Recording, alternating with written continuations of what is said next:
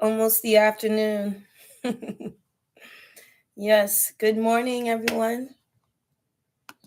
All right, we're going to be talking about Rotmaxxing again today because we're going to be diving deep into the different styles so we can understand really what's going on.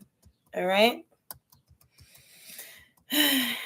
Now, this is part 2. Okay. If you were here yesterday, then you already know. Okay. You already know. We didn't call it laziness. We called it a response. All right. A response to burnouts, noise, and life just being too much. Okay. And then we said something dangerous, something real dangerous. We said some of y'all aren't resting anymore. You're Rotmaxxing. Okay. So today we're going to zoom in. Not everything, just one behavior. Binge watching. Okay? And don't get defensive, all right? Relax. We all have shows that we enjoy. You know, it's hard to keep up with everything going on, all right? I'm not trying to attack you. I'm not. I'm explaining you, okay? Because what feels like I'm just watching a show is actually a pattern. Yes. Like every binge session follows the same cycle over and over again. Every single time.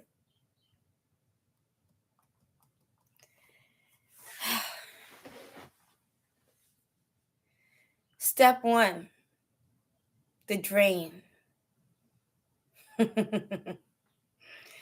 You're not tired physically. You're tired mentally.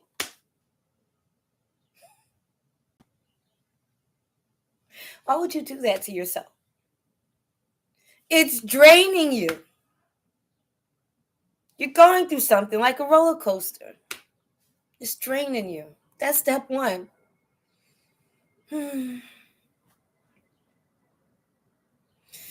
Now, you don't want to think. You don't want to decide. You just want to stop. Okay? Now you're scrolling, not for anything, but for the right thing. Not too heavy, not too boring. Something that will hold you. You know, after everything that you went through in the day, you want something that can hold you. You know? I know you know what I mean. You hit play, and now you're gone. Off into that world, you know, the TV land, like the cable guy. You know, time just disappears. Your responsibilities gone. What responsibilities? It's just you in that world, the TV world, in the screen, in the movie, social media. And then one day you reach, this is the last episode.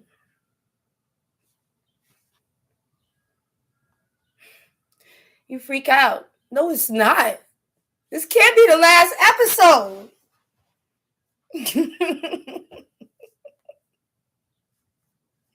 It's It's like, what do you do next?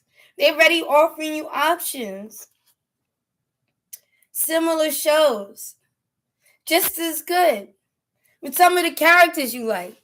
You can feel like, oh, they went from this series that ended and they just transcended. You know? Into a whole nother show. And you end up watching that show. It's the same director, same actors. It's hard to stop. You know, stopping means coming back. Okay? It means coming back. And you're not ready for that yet. Let me show you something.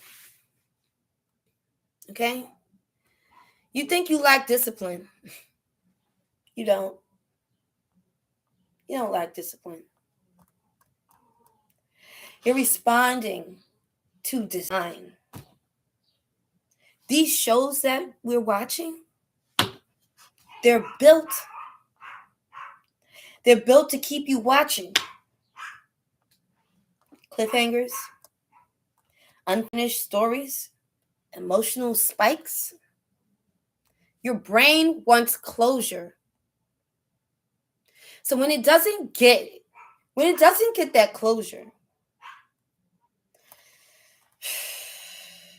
when you don't get that closure, okay? When your brain doesn't get an ending, a proper ending, it just keeps going. And it'll just keep going like that. All right? And here's the part. People don't say it out loud, okay? You're not just watching. All right? You're replacing. Instead of feeling your stress, you feel like you feel there's, instead of facing your life, right? You enter someone else's life. You become another character. Watching Viking shows, next thing you know, you feel like a Viking. You start eating like a Viking, living like one. You watching Power, you start feeling like you're on top of the world. You start living like you're on top of the world. It can have good and bad, reactions. It can. For a few hours, you just don't exist, really. You're a part of the show. You really are. Now, tell me something. Let's try to answer this honestly. Let's just be honest, okay? Are you choosing the show? Are you? Or did the show choose you?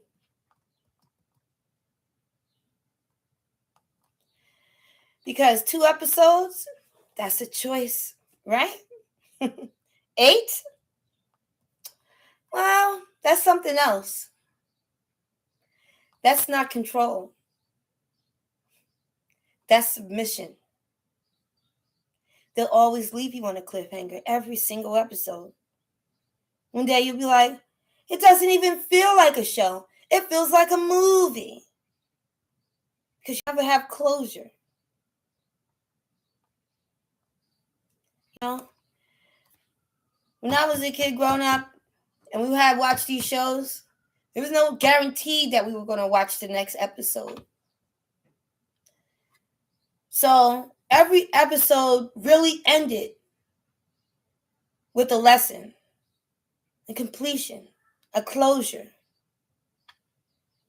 I don't know what happened. Somewhere along the lines, they took that out. And now there's no lessons learned unless you watch the whole season, because they're going to drag it out.